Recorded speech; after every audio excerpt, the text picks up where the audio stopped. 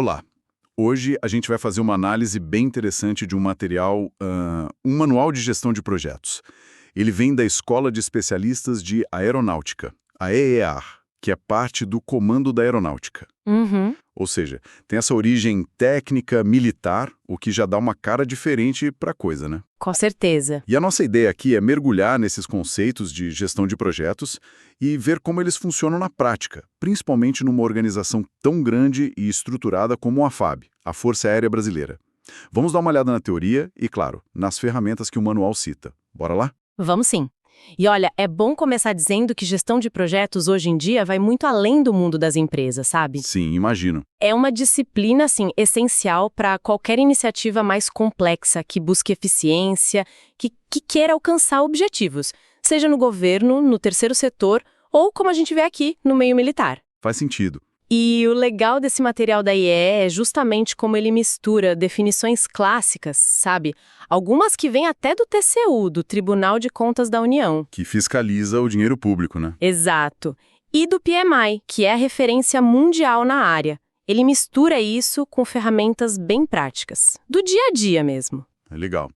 E acho que a primeira coisa para a gente entender é o que faz algo ser um projeto? Qual a diferença para uma tarefa comum da rotina? Boa pergunta. O manual usa um exemplo que eu achei bom. Construir um prédio. Mesmo para uma construtora que faz isso sempre, cada obra é um projeto, né? É isso. O terreno muda, as licenças são outras. Às vezes a lei da cidade mudou. Não é só apertar um botão e repetir. Exato. E como você falou, isso vale para o setor público também, né? Para usar bem o dinheiro, os recursos, o TCU deve ficar em cima disso. Com certeza. E aí, pegando as definições que o manual traz, tanto do TCU, do CISP, do PMI, a gente vê os pontos em comum. Projeto é, basicamente, um esforço... Temporário? Isso é chave. Temporário. Sim. Tem data para começar e para acabar. E é feito para criar um resultado exclusivo. Pode ser um produto, um serviço, uma melhoria, mas é algo único daquele projeto. E, claro, tem que ser planejado, ter responsabilidade definida, objetivos claros, um escopo, né? O que está dentro e o que está fora do projeto. Certo, escopo. Para não virar um negócio sem fim. Exatamente. E tem que ter prazo e recursos específicos alocados para ele. Entendi. Então não é só uma tarefa qualquer. Tem toda uma estrutura por trás. Isso. E essas características que a gente falou, elas levam a outros pontos que distinguem bem um projeto. O manual, citando o TCU de novo, fala em singularidade. Único, né? É linha de produção. Depois, a temporalidade, que a gente já falou. Começo e fim definidos. Ok. Aí tem o ciclo de vida. Todo projeto passa por fases. Geralmente começa na iniciação, que é definir o que e por que fazer. O pontapé inicial. Isso. Depois vem o planejamento, que é o como fazer. A execução, que é botar a mão na massa mesmo. A maior parte do tempo, imagino. Geralmente sim. E por fim, o encerramento, que é entregar o resultado, avaliar, fechar as contas. Ok. Outra característica, incerteza. Por ser único, sempre vai ter risco, imprevisto, mesmo planejando super bem. Isso é verdade. A vida real acontece, né? Pois é. E por último, a interdisciplinaridade. Projeto quase sempre junta gente de áreas diferentes. Engenheiro, financeiro, pessoal de logística, comunicação. Uma mistura. Uma mistura, e é essa combinação toda, único, temporário, com fases, incerto, multidisciplinar, que exige um jeito de gerenciar todo especial. Faz todo sentido. Se é assim tão particular, né? Único, com prazo, cheiro de gente diferente, incerteza. Como é que se gerencia isso tudo? O manual até fala, não tem receita de bolo, né? Mas tem uma estrutura, um caminho. Ele menciona os 5 grupos de processos de gerenciamento, que meio que seguem aquele ciclo de vida. Iniciação, planejamento, execução. Certo. Aí tem o monitoramento e controle, que acontece meio que junto com a execução, para ver se tudo está indo como planejado. Ficar de olho, né? Isso. E por fim, o encerramento. E para navegar nessas fases, tem pontos críticos que a gente tem que cuidar. Cronograma, claro, o orçamento, Dinheiro. a qualidade esperada, Os recursos que a gente tem, gente, material, equipamento, os riscos que podem aparecer. Aquela incerteza. Exato. E, fundamental, as necessidades e as expectativas das pessoas envolvidas. Ah, as pessoas. Aí entra aquele conceito de stakeholders, né? As partes interessadas. Exatamente. Esse é um ponto crucial. Quem são os stakeholders? Olha, basicamente qualquer um que possa afetar o projeto ou ser afetado por ele. Amplo, então. Bem amplo. O manual dá exemplos. Quem vai usar o resultado final, tipo o cliente, o beneficiário, quem está bancando o projeto, a equipe que executa, a comunidade no entorno, até órgãos reguladores. Nossa, gente pra caramba pra lidar. Muita gente. E gerenciar as expectativas, manter todo mundo informado, engajado, é um dos grandes desafios, sabe? Isso até conecta com o que faz um projeto dar certo ou errado. Pois é, o manual fala disso também, né? Dos fatores de sucesso e fracasso. O que ele aponta? Olha, pro lado do fracasso, ele menciona coisas bem práticas, metas que não estão claras, sabe? Ou que a equipe não entendeu direito. A comunicação ruim. Isso. Ou objetivos que são impossíveis de alcançar desde o começo. Falta de conhecimento técnico na equipe, ou aqueles imprevistos que surgem e ninguém sabe como lidar. E o sucesso? O que define? O sucesso geralmente está ligado a entregar no prazo, sem estourar o orçamento, com a qualidade que foi combinada. O básico esperado, digamos. É, o básico. Mas tem um ponto que talvez seja o mais importante: deixar as partes interessadas, os stakeholders, satisfeitos. Ah, interessante isso. Não é só a entrega técnica. Não mesmo. E o manual bate numa tecla que eu acho fundamental: o fator humano. Liderança forte, equipe que trabalha junto, saber negociar, resolver conflito. Afinal, quem faz projeto é gente, né? E é pra gente. Verdade. Isso é muito importante lembrar. Sem dúvida. E se a gente pensar no quadro maior, assim, gerenciar projeto não é só ficar controlando tarefa em planilha. É muito mais sobre navegar na complexidade e na incerteza que a gente falou. Uhum. O manual até comenta da necessidade de ser flexível. Aí alguém pode pensar, ué, mas pra que planejar tanto se tudo pode mudar? Boa pergunta. A questão é que o plano não é para ser uma camisa de força, entende? Ele é um mapa. Te dá a direção, te dá uma base para poder se adaptar de um jeito organizado quando a mudança vem, sem perder o objetivo final de vista. Entendi. O plano é a referência para poder mudar com critério. Exato. E isso liga com outra ideia legal: as lições aprendidas. O manual fala da importância de documentar o que funcionou e o que não funcionou no projeto. Para não repetir o mesmo erro depois, né? Isso. Cria tipo um banco de dados de conhecimento para melhorar os projetos futuros. É um ciclo de aprendizado contínuo para a organização. Muito bom isso. E aí surge a questão, né? Como é que as ferramentas específicas que o manual também descreve um monte ajudam nesse processo todo? A equilibrar essa estrutura do plano com a necessidade de adaptação. Ótima deixa. Porque o material da IAR realmente apresenta uma variedade grande de abordagens e ferramentas. Vamos dar uma passada em algumas das principais que ele cita. Acho que focando nos contrastes a gente entende melhor a lógica. Vamos lá? Tem aquela divisão mais clássica, né? Entre o modelo que chamam de tradicional, tipo o waterfall, a cascata. O sequencial. Isso. Bem linear. Uma fase só começa quando a outra acaba, direitinho. Parece que funciona bem quando você sabe exatamente o que tem que fazer desde o começo. Tipo, sei lá, uma obra bem padrão, talvez. Para projetos com requisitos bem estáveis, ele pode funcionar. Mas o problema é se algo muda no meio do caminho. Voltar atrás no waterfall pode ser um problemão, caro e demorado. Complicado. E aí, em contrapartida, vieram os métodos ágeis, muito por causa do mundo do desenvolvimento de software, né? Que tudo muda o tempo todo. Sim, tecnologia muda rápido demais. Totalmente. E o Manifesto Ágil, por exemplo, não é nem um método, é mais uma filosofia, uma mudança de foco. Ah, interessante. Ele diz que é melhor valorizar mais as pessoas e como elas interagem do que só seguir processo e ferramenta. É melhor entregar um software funcionando rapidinho do que ter uma montanha de documento. Menos burocracia, mais resultado. Isso, e colaborar com o cliente o tempo todo é mais importante que ficar só negociando o contrato. E o ponto-chave, responder bem à mudança é melhor do que seguir o plano inicial cegamente. Uma mentalidade bem diferente do waterfall, então. Completamente. E dentro dessa filosofia ágil, aí sim vem os métodos. O manual cita o Scrum, que é super popular hoje em dia. O Scrum eu já ouvi falar, sprints, né? Exato.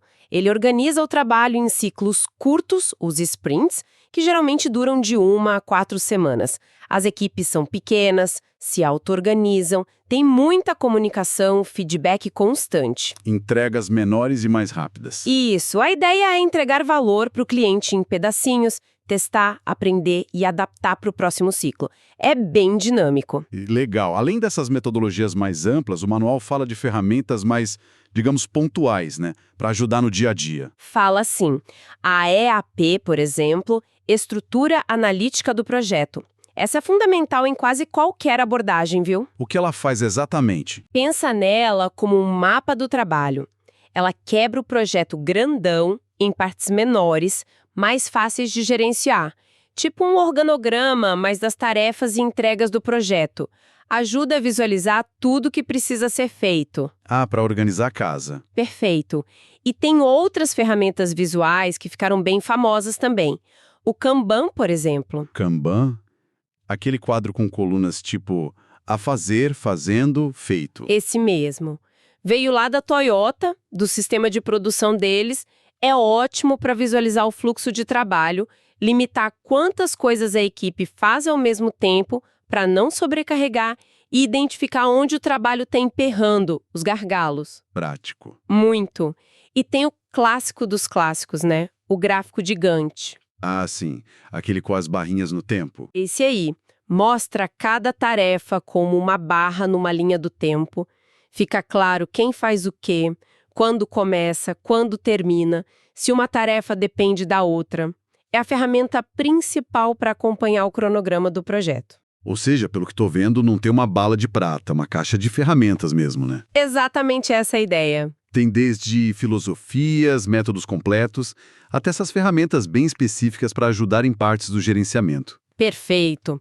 E o fascinante é pensar, por que tanta ferramenta diferente? É simples, porque projetos diferentes têm necessidades diferentes. Certo. Um projeto de pesquisa, por exemplo, cheio de incerteza, que você não sabe direito o resultado final, ele vai se beneficiar muito mais de uma abordagem flexível, como o Scrum. Para poder ir adaptando. Isso. Agora pensa na construção de uma ponte. Os requisitos são super bem definidos, a engenharia conhecida, aí talvez a estrutura do waterfall faça mais sentido, claro, complementada com ferramentas como Gantt e AP para organizar tudo. Entendi a lógica. E essa evolução que a gente vê, de métodos mais rígidos para os mais adaptativos, reflete muito o mundo de hoje, né? Que tudo muda numa velocidade incrível. Verdade. E um ponto importante. Muitas dessas ferramentas mais específicas, tipo IAP, Gantt, Kanban, elas não são excludentes das metodologias. Pelo contrário, muitas vezes elas são usadas dentro de um Scrum ou mesmo num projeto mais tradicional para ajudar a gerenciar partes específicas do trabalho. Legal, elas se complementam então. Exatamente. E para a gente ver isso tudo funcionando na prática, o manual traz o exemplo da própria casa, né? Da Força Aérea Brasileira. Um caso real de uma organização enorme e complexa. Sim, isso é muito rico. O contexto a gente já imagina. Como qualquer órgão público, a FAB precisa lidar com um orçamento limitado, buscar eficiência. Então, a gestão de projetos vira uma ferramenta estratégica, né? Não é só operacional. Totalmente estratégica. E tem um documento lá que guia isso, a DCA 11.1. É uma diretriz que estabelece a sistemática de planejamento e gestão institucional da aeronáutica, o tal do SPGIA. SPGIA? Isso. E o ponto central dessa sistemática é o alinhamento. Os projetos da FAB não são coisas soltas feitas por acaso. Eles precisam estar diretamente ligados aos objetivos estratégicos maiores da Força Aérea.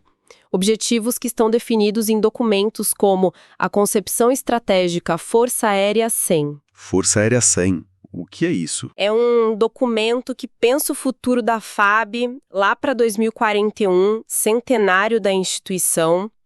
Define as capacidades que ela precisa ter, a visão de futuro, busca modernidade, capacidade de dissuasão, integração. Entendi. Então os projetos têm que ajudar a construir essa visão de futuro. Exatamente. E os exemplos que o manual dá mostram bem isso. O projeto FX2, que trouxe os caças Gripen, Ah, sim, os Gripen. o desenvolvimento do KC-390, ou mesmo a modernização de infraestruturas como centros de controle de tráfego aéreo.